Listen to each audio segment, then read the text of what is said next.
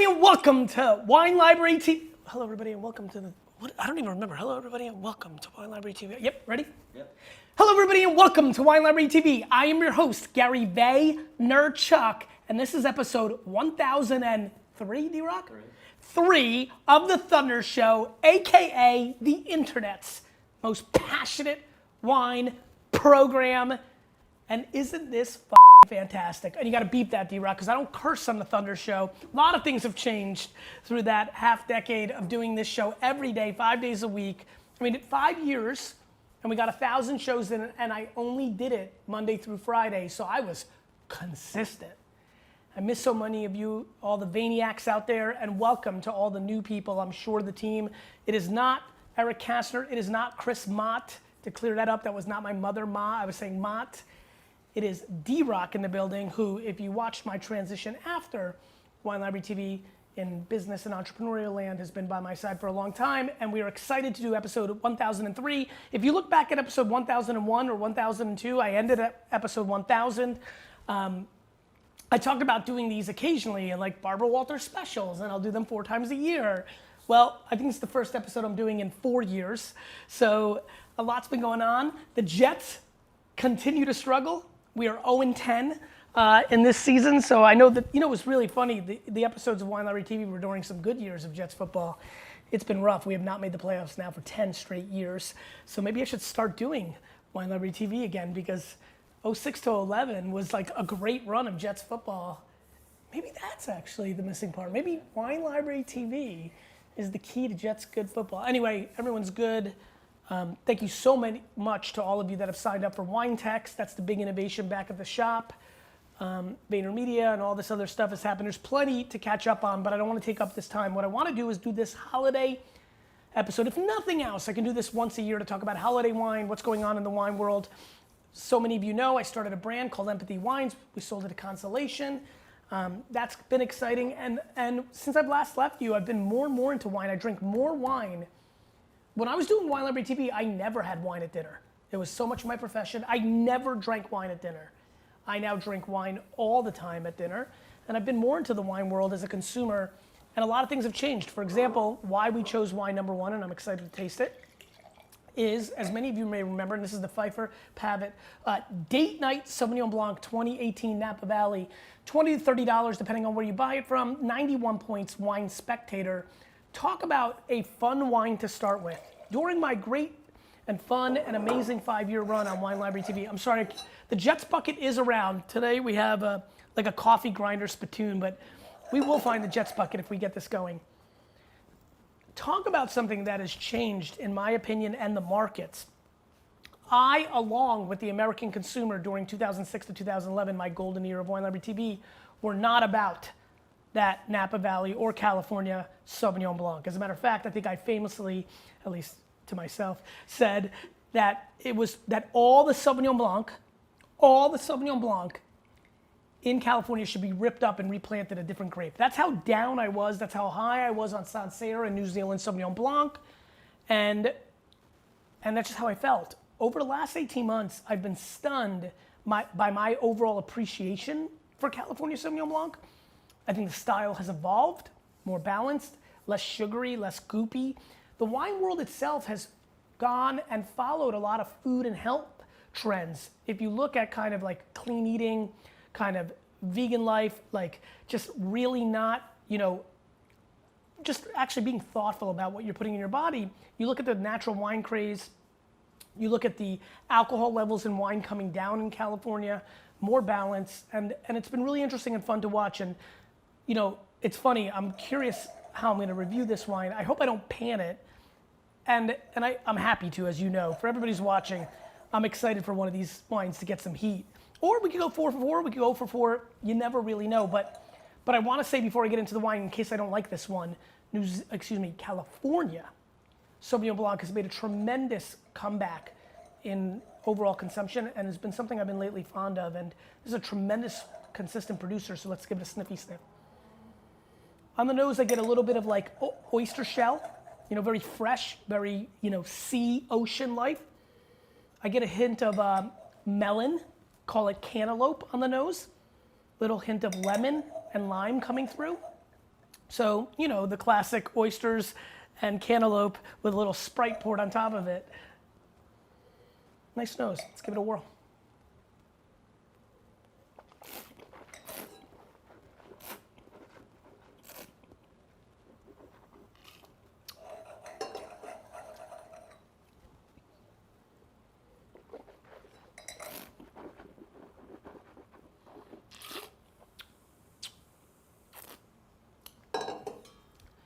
Gorgeous acidity throughout this wine.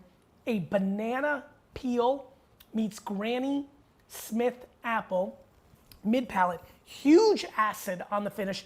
I still am tasting it. Gorgeous acidity. Now, why is acidity important?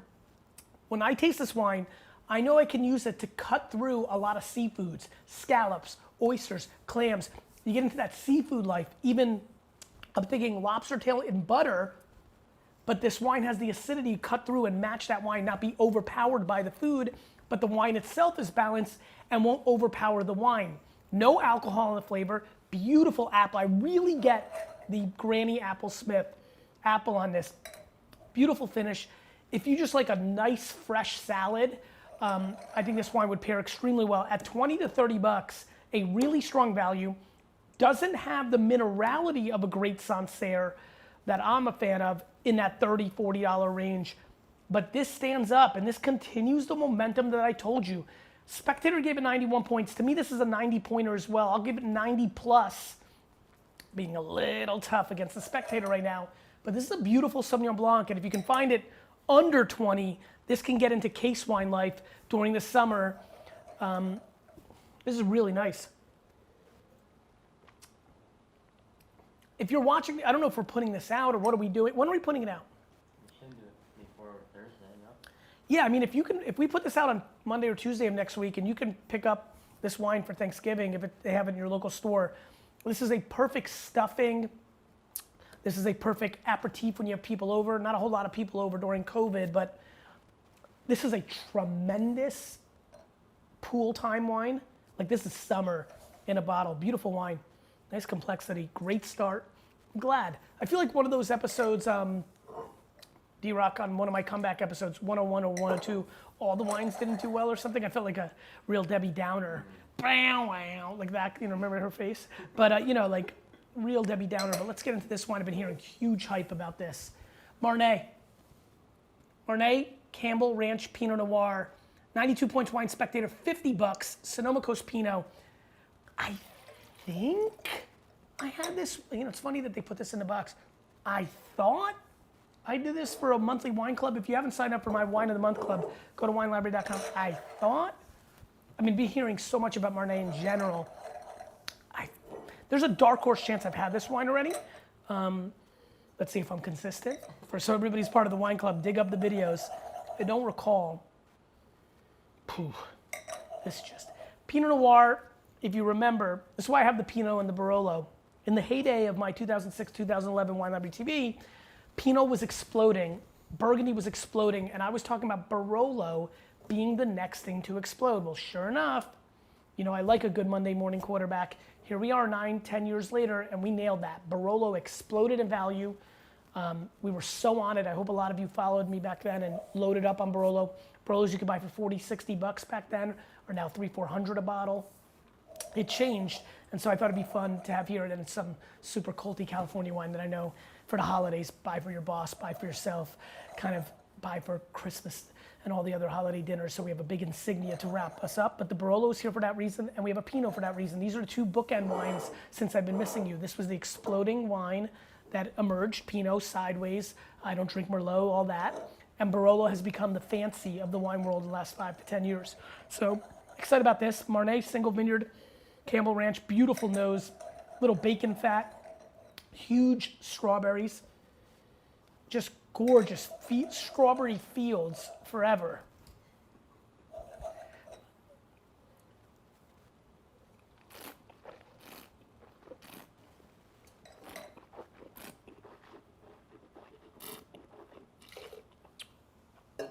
Wow.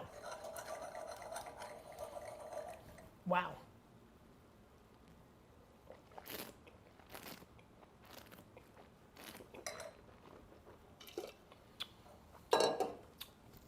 since I've last left you, I've had the luxury of traveling the world quite a bit and staying in some really, really, really, really fancy hotels. This wine's silkiness is like the nicest, silkiest sheets from the most expensive Ritz-Carlton or Four Seasons you can imagine. Just silk all the way through, beautiful red fruit, raspberries, strawberries throughout. I get a little rose petal on the mid palate and a wonderful beef jerky, like premium beef jerky. This is not Macho Man Randy Savage, Slim Jim, ooh yeah, beef jerky. This is the really expensive $38 at the fancy food show beef jerky on the mid palate. Comes together in this incredible $50 Pinot Noir that, in my opinion, rivals $100 red Burgundies that I have every day of the week, AKA 15 times a year. This is extraordinary. 92 points Wine Spectator, whereas I thought the Spectator was a half a point high here. I think they're 2 full points low here. To me, this is a 94 point Pinot Noir, and anything and anywhere you can get it under 50 is a humongous buy. You're probably gonna see this wine if you write it down on a restaurant list at a good wine program more than you're gonna find it online or at a retailer. But 50. I mean, if you can get this for less than $1.50 a bottle on a wine list, it is your wine of the night. This is drinking great now, but if you go out and find this 2018 vintage wine and you're really into Pinot, and there it is, 13.8. This is the beauty. I'm telling you, the wines have come back to balance since I left. If you know, some of these were 15.5s, Pinots, too much alcohol, too much makeup, too much the world's gone extravagant. You know, you go on Instagram, it's a little bit glammed up, it's a little bit fake life, but the wines have come back to match our food life, cleaner, simpler, realer, and I like that. 94 points on this wine. This is a steal to me. Pick it up if you can find it. If you drink Sea Smoke, Costa Brown, Rocchioli, like this is a real, that's a beast of a wine. Really good. All right, I'm super excited about this. Coppo, 2015 Barolo, really fun vintage, $30 to $40, 90 points wine enthusiast, 13.5 alcohol. Big fan of this producer, have always been. Loved the late 90 versions, or 2001 of this wine. Really excited about this 15. Have always liked this winery a lot. Now, as you can see, color's a little different. Not as pitch black as some wines. You're gonna see this color that you're gonna see just black. This is more brownish and red. I love that. I love that copper. I love Barolo. Nebbiolo based, which is the grape. Not the kind of nose I would have expected from this wine, to be honest. A little tight. I've had some 15 Barolos that have been more exciting on the nose. Yeah, a little disappointing. Let me warm it up a little. But tight. Like, I used oysters earlier. You know that oyster that's not fully open, and you're always wondering with your friends, like, but it's kind of open. Like, should we eat it? And you're kind of like, you're kind of a little scared. You're like, it didn't open, so maybe that's a problem. You know what I'm talking about, right? You rock with the clay. You know, I'm always the one that's like, I'll go there. This is probably why I throw up sometimes at 3 o'clock in the morning from food poisoning. But like, you know, most people pass. That's what's going on here. This is like a tight little clam, and it may not be worth entering.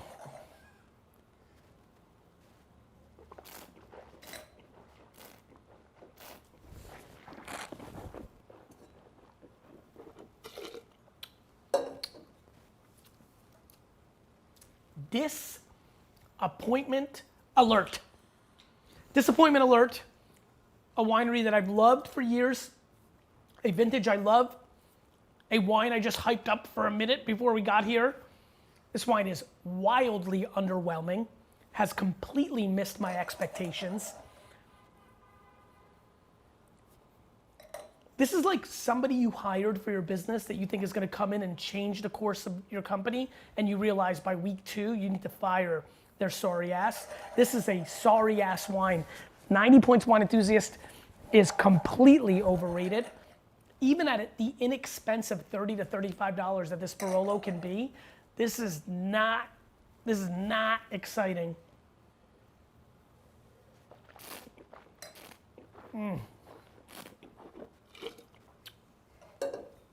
Shockingly thin, like kind of like when you see your friend post-COVID and they were working out and eating well the whole year, shockingly thin. This wine needs a lot more complexity. Wow, this is really not good. You know, I'm a little rusty, but this to me is an 84 point wine. It's a major pass with 7 Z's, P-A-Z-Z-Z-Z-Z-Z-Z. This is, I've had a shocking amount of wine under $15 a bottle in the last 2 years that blows this wine away. Do not pick this up, do not buy this. Alert your friends, take a screenshot, text them. This is a bad wine. Things can change quick here, D-Rock. That was Pretty tough. Yeah, it was rough, man. This is not a good wine. One man's point of view, trust your own palate. Don't listen to me. Don't listen to the Wine Spectator or Robert Parker or your favorite sommelier. Listen to yourself. That being said, I've tasted a lot of wine in my life. All right, the big dog. Joseph Phelps Insignia, 2014. An iconic wine, 97 points James Suckling, 97 points Wine Advocate. 87% Cabernet, 9% Petit Verdot, 2% Cabernet Franc, 2% Malbec, $200 a bottle, if you can even find one. Really excited about this. 1994 Joseph Phelps Insignia. This wine put me on the map. The 1994 of this wine was a wine that I bought an enormous amount of. Everybody in the country was selling it for 60 bucks. I paid $39.99 a bottle, and I bought a $30,000 full-page ad in the New York Times. And in that ad, 80% of the real estate was a picture of this wine, and it said $39.99 on sale. And it was a catapult moment in WineLibrary.com's history. So I will forever have enormous love for Joseph Phelps Insignia. From that moment, it went on to become one of the most iconic. At that point, it wasn't what it is today. It was not on the Opus One, on the Caymus Special. So it was not in that league. But over the last 25 years, it has built itself up to being one of the most significant wines in California. And I'm always so honored and excited to taste it. Great color. Remember I made that reference earlier. You can see the difference. That, you know, light, which is not bad. Light is great. Just because the Copa wasn't a good wine, in my opinion. I like light. Beaujolais, Pinot Noir, Barolo, I love light. But this is dark, powerhouse wine. Let's give it a sniffy sniff. Now this is another thing that's been interesting about the wine world. This comes across very perfume-oriented, very big flavor, call it like jam. I don't know if you've, you know, if you walked into like an old family, like your grandmother's, you know, kitchen when she made handmade jam. Now, I had a Soviet grandmother, you know, my grandma Esther passed away a couple years ago, my dad's mom, may she rest in peace, but she was an OG. Like she would be like, let's go outside and pick raspberries, get all cut up and crap, come back to the kitchen and like make that jam. And so I remember very authentic, clean, like not go to Whole Foods and buy the raspberry. I mean, go outside or like when you're on the highway driving, there's some like wild raspberries, pull over and pick them. Route St. John we did that with. It's called Svitaboy. Go Google that. That's like that magic tea that my great-grandmother and grandmother believed in the most. Like literally, Grandma, I broke my arm. Drink some Svitaboy. Grandma, I think she has cancer. Drink some Svitaboy. Like it solved everything. So I remember doing a lot of picking in the 80s. This smells like that to me. A kitchen where homemade jam is being made. However, to go to the extreme, in the other direction, it also smells like, do you remember Now and Laters, the candy? There's a candy named Now and Laters, and like they were hard and you would bite them, but like it smells like artificial candy. So this is a really interesting juxtaposition. On one side of the bouquet, I smell that authentic berry, but then I also get a lot of candy. I would, for a more contemporary candy, it smells like a bag of Skittles. So you can feel the fakeness of the candy. Interesting. This is where the wine world has gone a little bit out of, you know, if you watch Wine Library TV in that 5-year, my palate bounced around a lot of these cult wines. I loved them, I hated them. It was like a love-hate kind of thing. It's like dessert. Like sometimes a great piece of chocolate cake is just a good idea. Sometimes after you eat it, you want to punch yourself in the face. That's what's happened with a lot of these California wines.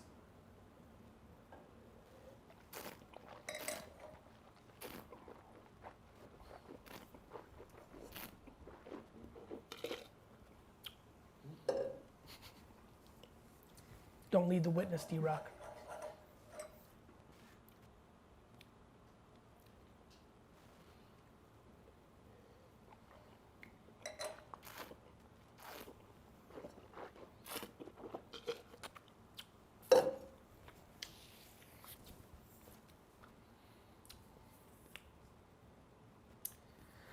Blackberry, blackcurrant, dark chocolate, high cocoa count. So it's like real chocolate flavors, like not like, yay, let's eat a Kit Kat. No, let's go into like a really healthy store and buy a bar for like $28 because somebody climbed a mountain and picked this and then like brought it back on a propeller plane in a jar. And this is the cacao that makes this $28 wildly overpriced, hand curated chocolate, which is probably good for you and you should probably like it, but it is bitter. That is mixed in with a lot of strawberries and blueberries, blackberries and cherries, black and red fruit in this wine. However, this is really disappointing to say. It is now, after tasting this wine, I'm gonna give it one more second, but this is gonna be a tough statement in my opinion. It is now of my opinion that Joseph Phelps Insignia, and I was a little bit worried. I wanted to try this. It's a really big time wine. The ratings are through the roofs, 96, 97s everywhere.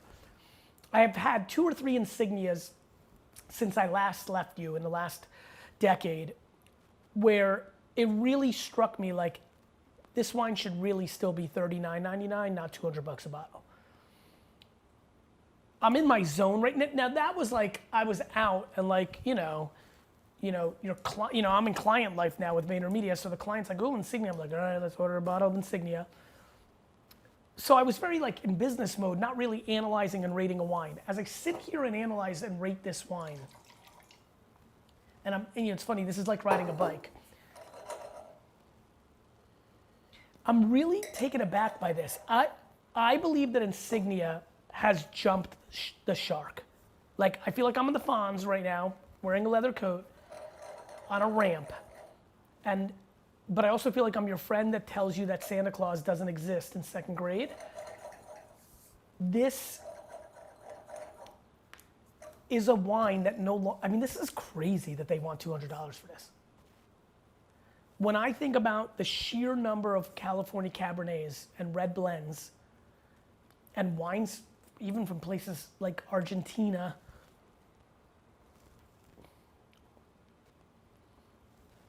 Maremma, Tuscany, that are $20, $30, $40, $50 a bottle. I would argue that Insignia has now found itself in that classic place of colleges that aren't one of the top 10 in the country where you're gonna spend a ton of money and the diploma's not worth it as much in the real world. Fashion brands that cost $800 for a scarf because it's got the right pattern on it and everyone thinks it's Gucci. And I mean slang term Gucci, not specifically calling out Gucci. This is a wine that is now a status in my opinion. It's known by the big dogs. And I think people are paying at least $100, if not $125, if not $150 too much for this bottle of wine. To me, this is far from a 96 and 97, and it's playing off its pedigree. I think that the world respects the past too much. That doesn't mean disrespect. It means it holds up yesterday instead of looking at today. It's like being emotional about having stores in the world of the internet. It's like being emotional about Instagram when TikTok is emerging. It is like not adjusting to post-COVID life and flying to every meeting in 2024 and not doing Zooms. I think Insignia is holding on to a past of the late 90s and early 2000s. I think this is a $50 to $70 wine at this point. I think this is a 90-point wine, not a 97-point wine. And I think I might even be being kind at 90 points. This is a colossal failure of a wine, in my opinion, if it thinks that it's worth $200 these days. And I'm curious for the comments, and I'll look for the shares, but this is what's wrong about consumer products when you pay for reputation versus what they're putting out. I think there's a lot of wines in California at $40, $50 that are equal to this wine. I really genuinely do. 4 really interesting wines: Cali blends, Barolo, Pinot, and Sauvignon Blanc.